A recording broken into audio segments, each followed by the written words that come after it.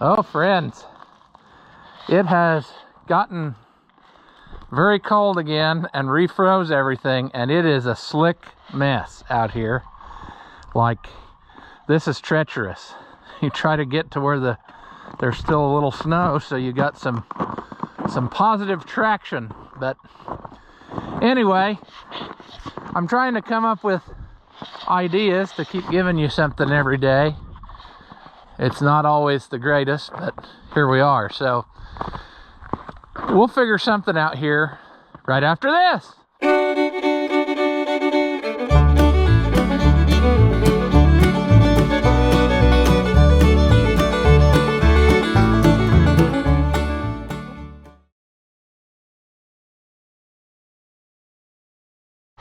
All right, welcome back. If you haven't seen my videos before, Fiat Oliver man. It's kind of warmer in here out of the wind. So, I don't know. I mean, tractor stories, I guess. In previous videos, never minding those birds that are still driving me nuts, there's been people commented that said they like to hear the story behind the different tractors and how I got them, where I found them. I think I've told a lot of that before in different videos, but maybe not. Maybe a long time ago. I don't know.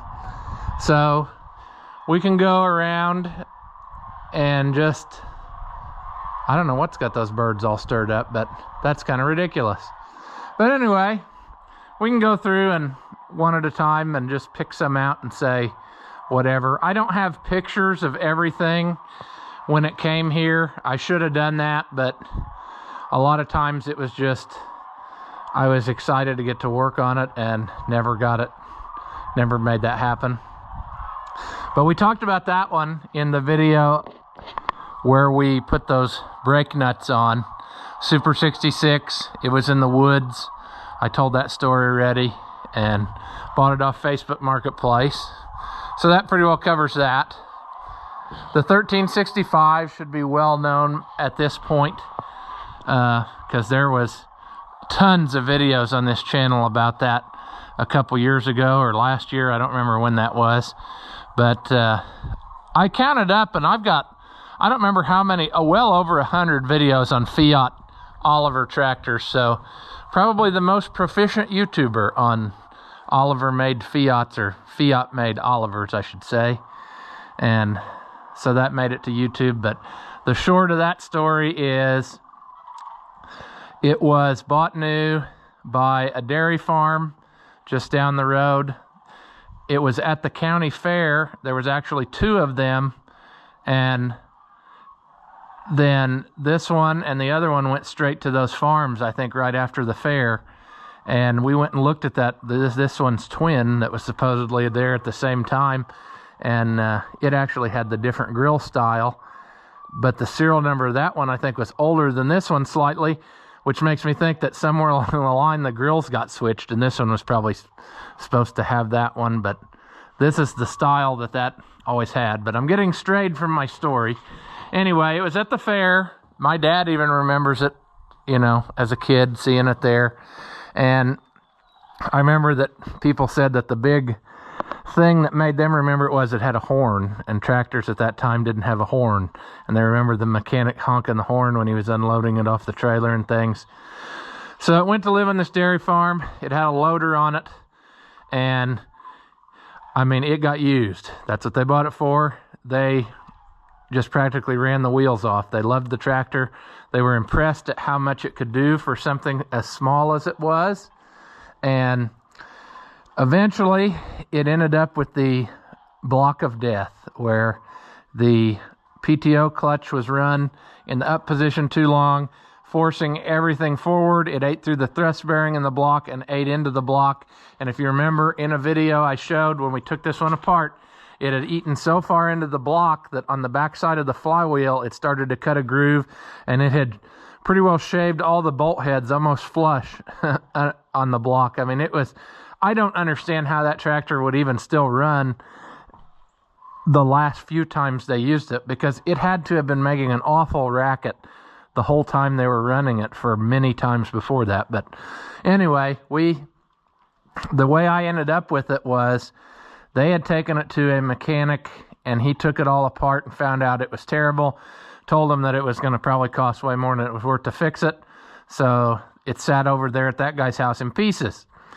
Well, I don't remember how I found out about it, or maybe one of those mechanic guys said, hey, I wish you'd try to buy that and get that thing out of here.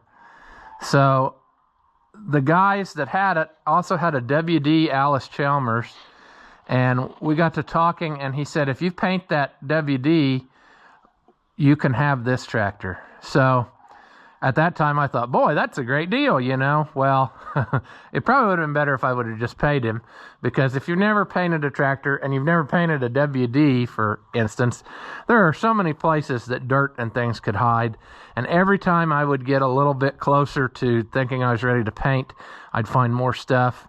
And I mean, I had it all stripped down, primered, and then I painted it and got it done. I think I even had to work on the spin-out wheels, got them cleaned up and working. I don't remember, it's been so long ago. They were tickled to death with it, took it back, went over and got this thing. I've got pictures of that. It was a sad, sad horse. I mean, all the sheet metal was still off. It was a pile.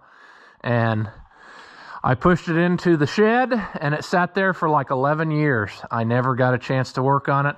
When I got it home right away, I set out to finding parts, and the only place that I could get the block and that stuff was from in Canada, and there was going to be some kind of fee tacked on it at the border. So I never pursued that. It was just too expensive. I couldn't afford it. It was going to be like $8,000. And I thought, no dice on that, because that tractor probably really, you could buy another one cheaper than that. So a couple years ago, I managed to find a parted out tractor that had a good running motor, supposedly. And I bought the motor from the guy. He brought it to me in his pickup one day. And so that started our journey to slapping that motor in, using the best parts out of everything I had. And there it is today, and boy, it's a nice one. I like using it too. Over the years, I had gathered stuff for it that I thought I needed, because like I said, when I got it, it was in buckets, and I didn't know really what was missing because I'd never worked on one before. And so yeah, I just set out finding pieces one at a time, like that weight bracket. People have commented and asked about this weight bracket. Where do I find one? Well, you don't. I mean, that was original, and I found it just at a junkyard. I just happened to be walking through there one day, and I saw that bracket bolted to one of these weights, and I thought, Fiat weight bracket. And so I bought the weight and the bracket, and I mean, if I hadn't have stumbled on it, it would have never, that wouldn't be on there. But I like the way that looks. That's the way they would have been. Factory bracket. There's not much to it if you want to make one for yourself. It's just a piece bent in a U shape with two flat plates welded on it, and then it matches the bolt holes, and there you have it. But anyway, yeah, I have to thank YouTube for this, because it was a good motivator to get this project done. And when I found that motor, I thought, I'm not going to let it sit around. I'm going to start in right away on this. And boy, did that open up a whole opportunity for me with Fiat Oliver tractors, because I have learned so much and met people, and I've had, what have I got now, like 6 of them. And I got that, I had 3 of this model at one time and traded that one away, you know, for Freddy, the 1450. So I've been through about everything you could be on one of these, with the exception of maybe the transmission. And so, yeah, learning things all the time. I have to thank good old John Bender for that too, because if he hadn't reached out, I mean, he's taught me a bunch about these Fiats. So anyway, it was saved locally from a dairy farm, and it was from trading a paint job on another tractor, and that's how I ended up with it. 500, which is built by David Brown, was a tractor that I acquired I think, yeah, I was on YouTube because I remember having a short about going to get it, as I almost fell over there. But it was traded in at the Agco dealer in the next town over, and he knows I like Olivers, and I've helped him get parts before, and he said, I got something you need. And the first time he's told me, I said, oh, I don't need that. I passed on it, friends. I don't know what I was thinking. And ever since that, it was nagging at the back of my mind. I thought, no, I need that. I haven't even seen it yet, but I need it. It's something that nobody has around here, and I need it. So finally, I couldn't take it anymore, and it was like a month later. I messaged him, and I said, hey, I said, have you got that little tractor still? And he said, yeah. I said, well, hold on to it, because I said, I'm coming after it. So I drove over there. It was right while we were harvesting soybeans. Consequently, I was very sick. I had gotten a cold or whatever, and I just felt miserable. That day I went and got it. I don't know how high a fever I had, but I was seeing things practically. That's how bad I felt. And I drove out there, and boy, I'm glad I bought it, because it is a nice example original tractor. If it had been kept in a better shed, it would be that much more better. The guy obviously had it where one side was out to the open, because one side is worse than the other. See how nice this side is here, and then this side is not as good. And I bet if that guy was the second owner, if I had been able to get it from the first owner, I bet it was immaculate at that time, because it was very obviously taken care of. It's very tight, lots of stuff, not much wear, and it's also very original. There's things on it that even the most seasoned of David Brown collector, Oliver collector, had not seen on one here, namely this muffler. It was bent, and I bent it back because this is original, and I have never seen one over here that still had it on. It looks like it says Burgess on it. I took it out and repainted it, but the way that it mounts in the manifold is different than the later ones a little bit. It's got like a cone. I don't know if you can see that. Probably not. But it's welded around there, and it goes over there. So very original. All my battery boxes are original. That's something that's almost always gone. The fenders, they're very solid. And it has, let me think about that, where I put it. See, it's got a little toolbox under here. Bet you didn't know that. It's even got the factory PTO cover. And somebody said when I pulled that out on another video, they just couldn't believe it. They just were amazed, because you never see that. And factory top link, which was unique to these. Just a very nice little tractor. So it came as a running, driving tractor that was traded into Agco dealer. So that's how I got it. And it's been a good one. Super 55. Super 55 came into my life as I wanted one. I wanted a Super 55, and it seemed like they were always bringing thousands of dollars. And there was a time in life when I just couldn't come up with, you know, $4,000 or $5,000 at a time to go buy a tractor. So I would buy these junk ones and then just fix them up a little over time until I had something. And really, I like to do that anyway, because it's not a big initial investment, and then as you go through it and rebuild stuff, then you know what you've got when you're done. So this was a basket case. Dad and I went up to north of Indianapolis and got it. An old man had a tractor collection with some spectacular tractors. He had even like a Porsche diesel tractor, which you never really see over here, and I think the family kept that one. But he had F-20 Farmalls and H's and M's and John Deere's and Minneapolis Molines and everything. And then in one shed, he had this thing shoved in a little rickety lean-to like, and it was totally in pieces, nothing together really, the sheet metal just laying all over. They had taken the head off, saw that the motor had problems, and then that's where he left it. So I bought it. I want to say I gave $800 for it, and then I overhauled the engine and just put piddly miscellaneous everything on that it needed, and there we had a running and driving Super 55. And the only thing it really needs to be perfect at this point, and I've got the stuff, I just haven't had the time. We'll have to tackle that maybe this year when we get rid of that 550 of the customers. It's got a hydraulic problem, and the hydraulics are not strong. They won't really lift. If you can get the stuff up there, it will maintain, but it will not pick it up. And I suspect that what's happened is there's something that's rusted or sticking, because this thing was practically full of water. The oil looked like milk. And I'm betting that there's something not right in there. But in order to work on this hydraulic unit, you got to take it off and flip it over. So we will tackle into that whenever the time comes. But that is something that needs to happen. I mean, it was fairly complete, but it was missing some things. Obviously, it was missing that flap, which this is a reproduction. There were 3 styles of that flap. One of them opened this way.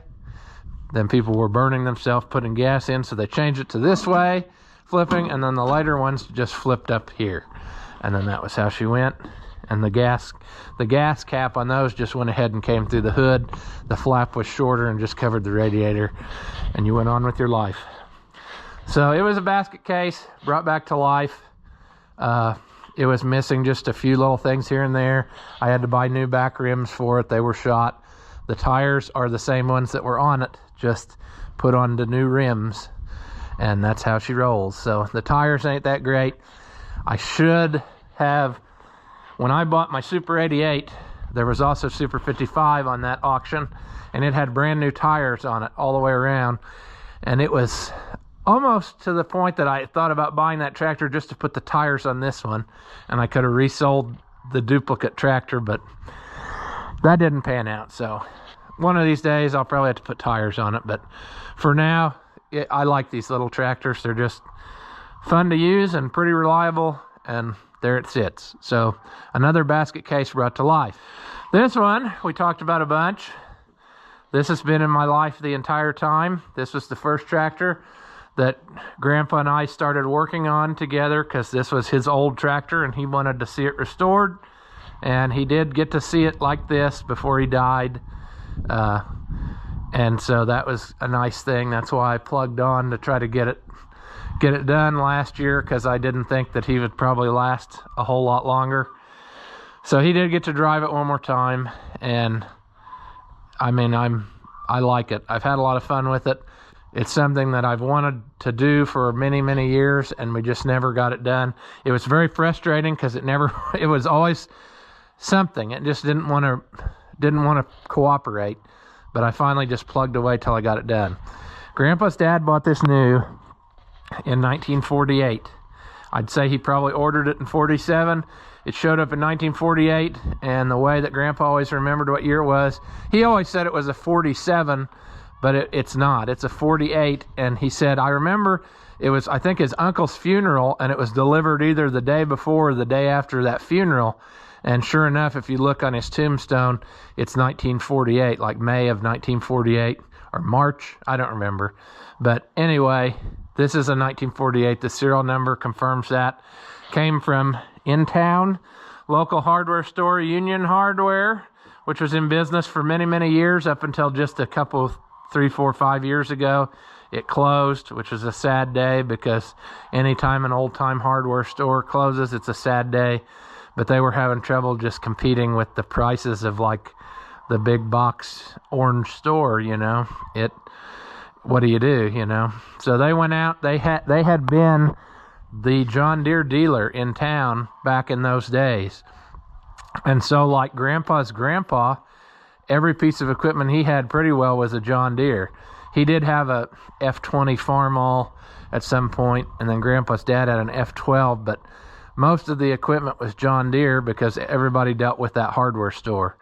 And so, at least everybody in our family, you know. Other families only dealt with like Cordis Hardware, who was the Oliver dealer, and they had only Olivers. But back in those days, Union Hardware was where it's at. And I've got most of my great-great-grandpa's farm equipment around here still in the shed that we collected up. Even if it got sold on auction to someone else, we went back and tracked it down later and brought it back. So I have John Deere horse cultivators. I've got that box bed wagon you've probably seen before.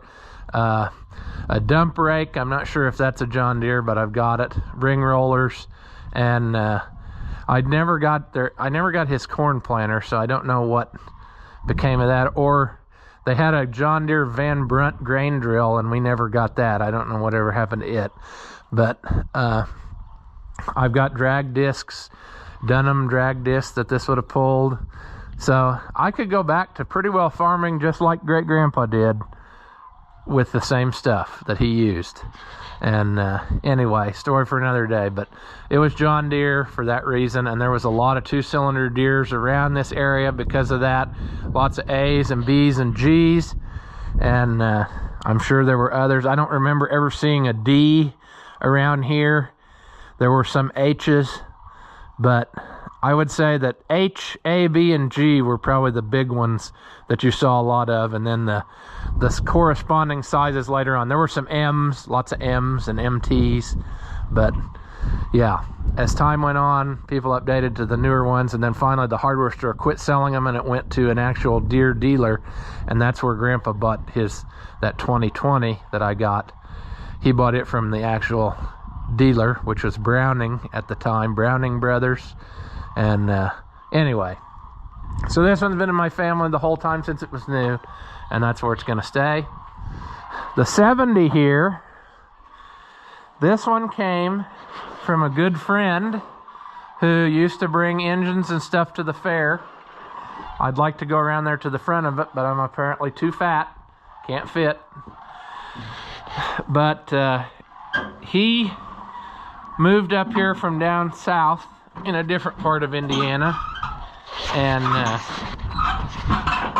he moved up here years ago to work at Cummins, and he decided that he wanted to collect old tractors. So he wanted to collect old tractors, and at the beginning he was a Farmall IH guy, but at the beginning of his tractor collecting he wasn't particular. Any tractor he would find, he would buy. He wanted old tractors. He had Alice Chalmers and Farmalls, John Deere, and he had a couple Olivers, this being one of them, but the other one he sold before my time, so I didn't get a chance at that one. But he had this, and he told me at the fair, he said, I got something you need, and he told me, so I bought it. I'll have to look back and see if I have any pictures of this when I got it. It was rusty, it was missing, no fenders, just the couple brackets sticking up, and the curtains he had bought at an auction, so it did have these curtains, but that's about it. And the motor, he said, oh, it's not stuck, but when I got to messing with it, I could only turn it a quarter round or so. And anyway, I like to do this every so often when I go by, just to make sure that they're not stuck, you know, or they don't get stuck.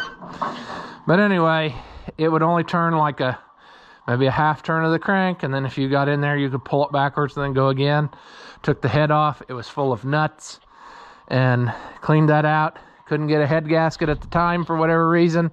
Reused it and went again. It ran. I took it to the fair for years, ran it with the belt pulley on a corn sheller, and life was fine. And now it's to the point it needs a head gasket, so that's a problem we're gonna have to tackle sometime, and then maybe we could actually use it for something, because it's never been really used for anything around here at all. The brakes weren't the best. That could use some more attention. I do have a parts tractor now, so maybe I could, you know, come up with something. It really needs better. I didn't have a MIG welder at the time, and so the dash is getting worse. It's rusting, and we need to tackle all that and probably restore it, but it is safe and saved, so that's the way it is. But I think I didn't give much for this one either, because he wanted me to have it. I might have gave like $700 for it, and one of these tires was practically new. I mean, it's weather cracked from sitting, but look at how much tread is on it. So anyway, he got to see it at the fair too, so that's farther than he probably would have got with it if he had kept it. So I'm sure that he appreciated that. So that's how it came here. The 1800, this is a C-Series 1800 with the short wheelbase axle, or however you want to call it. Underslung axle, a lot of people call it. But this was for sale in town. I remember seeing it alongside the road. I did not buy it.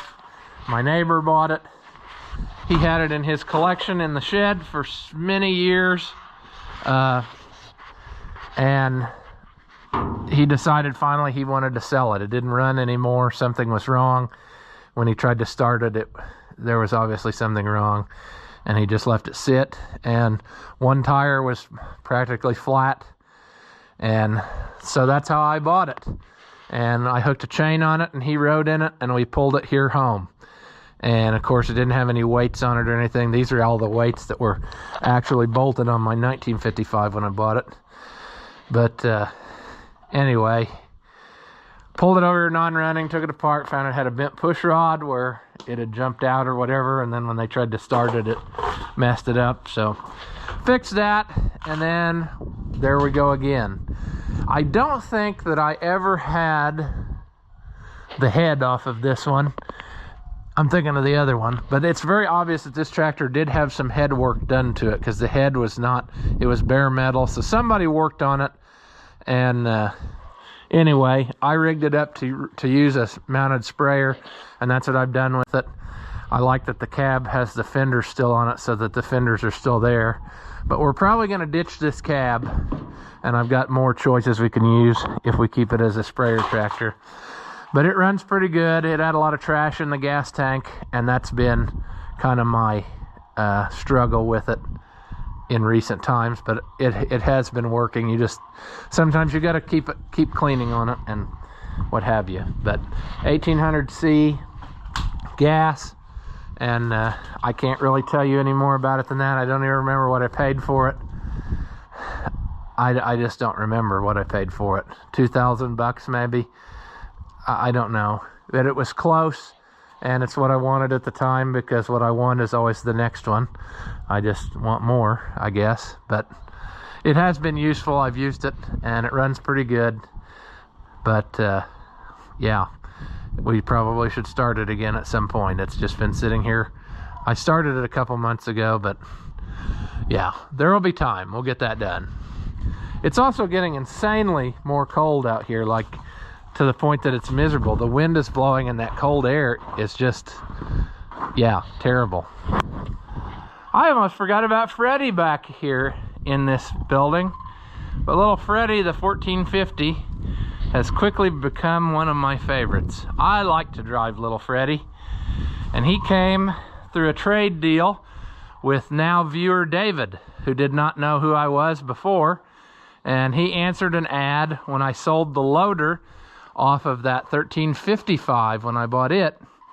And he said he had a 1450 and he wanted to put a loader on it, and he bought that loader. Well, this tractor's wider, and that loader wouldn't really fit the right way. So that's how he left it. And kind of when he was here first, I said, well, I might be interested in that 1450, and he said, well, someday I'll probably sell it. So that's kind of where we left it. Well, later on, I ended up with 2 extra 1365s that came from Ohio from an auction. Craig and Bandit brought them out here, and we made 1 out of 2.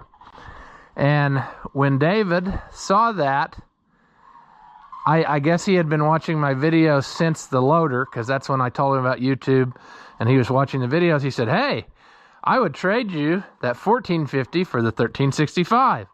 And I said, well, you have my attention. So I went ahead and got it where it was running and driving, and we ended up making a swap. And there's a video where he brought this to me and took the other one home, and I've loved little Freddy ever since. I have done a lot of stuff to it, and it's pretty well all been on film, just trying to make it more original-like, because there was a time when parts for these were just non-existent, and so people just did whatever they could. The grill was cobbled up. It's still not great, but this is a lot better than what I had. This one came from Michigan. This piece came from a friend up north. This piece came from an obsolete parts house, and 3 different sources, and we have a grill that looks passable, just needs cosmetic done, painted, finished sanding, grinding type of thing. I had acquired a set of these lights not too long before Freddy showed up. There was a silent auction at a tractor club and somebody brought a set of these lights. So I bought those and figured out how to actually grind glass and make the bulbs, regular bulbs, fit. However, this one self-destructed in the other shed, so I'm gonna have to do that again. But I really like Freddy. The only thing is he's hard to start, especially in the cold. Cranks real slow. They do make another starter for this, but it's $900 coming from Germany, and that's just not a journey I'm ready to take yet. So at some point we'll probably have to do that. But yeah, Freddy the Fiat, the 1450, all because of a sale I made on Facebook Marketplace, which turned into a viewer, which turned into trading tractors for Freddy. So I think he was happy and I'm happy. So at the end of the day, that's all that matters. We swapped straight up, and some people probably say, well, that's not a fair trade or whatever. Well, I traded him a tractor that I didn't really know much about other than that I had got it running and whatever. And he traded me a tractor that he was using, but it was hard to find parts for and needed a little bit here and there. And so at the end of the day, like I said, he's got a tractor he can use with that loader that I sold him. And you know, it's what he wanted to use. So I have to check. He said he was going to send pictures of it done. So if you're out there, viewer David, go ahead and email me those pictures if you got it finished. He's been painting it and things. And I said I would show pictures when it was done, but I don't know how far along he is on that process. But if you got pictures, send them and I'll put them in a video sometime. But he's got that other 1365 that came from Ohio, and then the loader that came off my 1355, and that's what he was going to try to make as one of his little tractors to use around his homestead. So yeah, Freddy the Fiat. I'm about out of battery too, so I don't think that we'll probably be able to go very much more, but we can do more videos like this, telling stories. The 60 I've talked about before. I'll have to look and see if I got any pictures of it, but it showed up here. I bought a gravity wagon from a guy, and this was in his driveway. No curtains on it. All the tires were flat. The grills I don't think were in it. I don't remember. Very rough looking little tractor. And he said, you like Olivers, you should buy that too. And I said, well, what's it take? And he gave me a price, and I said no. I said, that's too much, or whatever he wanted. I don't remember what he wanted. Doesn't matter. But at the time I thought, no, for what it looks like, I don't want it. Well, for some strange reason, I must have been meant to have it, because it was like a month or two later, and I was in the local town up here, and this guy was from several counties away, so not even anywhere near here.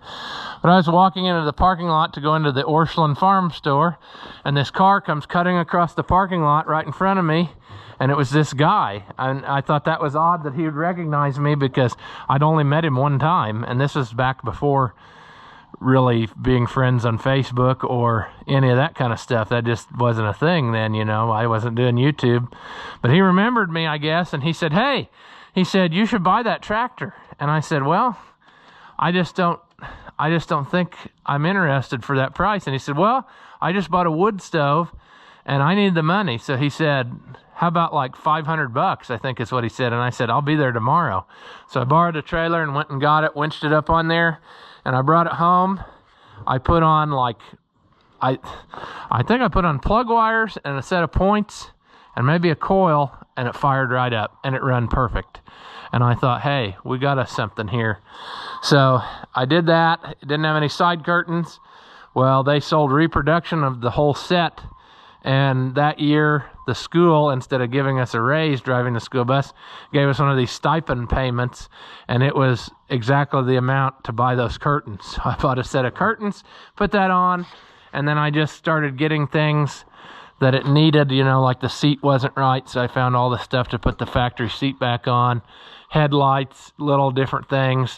And then eventually painted it up, and it was in a parade pulling a float a couple times, and there you have it. So it's been pretty good, and we've had it on film quite a few times. 66 came from the same guy, but many years later, and the 66 was just as it is pretty well, other than the curtains were not painted. I think they came with it, but they're pretty rough. But he sent those with it. I had to paint them, and then it didn't have any lights on it like that. It had old lights with LED bulbs in them, and I didn't like the way that the light looked when it shined on you, so I ended up going back to original. I put in gauges of reproduction Oliver gauges, a steering wheel, just piddly little things. I think we still have to rebuild the seat on it as I look at that. I have the stuff, but I have never done it. So that's a project we could tackle at some point. It had new tires on the back. They hadn't been fully seated on the bead, so I ended up taking them off, cleaned up and painted the inside of the rim, and then put them back on. But those are the same tires that were on it, and it's been on videos. We had to rework on the head and stuff, but I wanted a 66 of that year to complete my set of 66, 77, 88, so there it is. Super 77, been on videos before. Came from a neighbor out of his tractor collection. I wanted an old diesel tractor, so I bought this one, and it was kind of a rough looking horse. It was pretty, there wasn't a lot of dents in it.